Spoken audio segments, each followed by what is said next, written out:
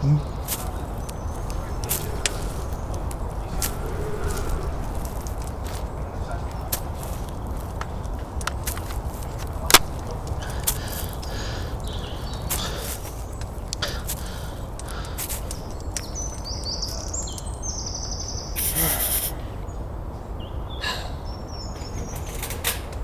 igual a seja, eu vou pedir igual.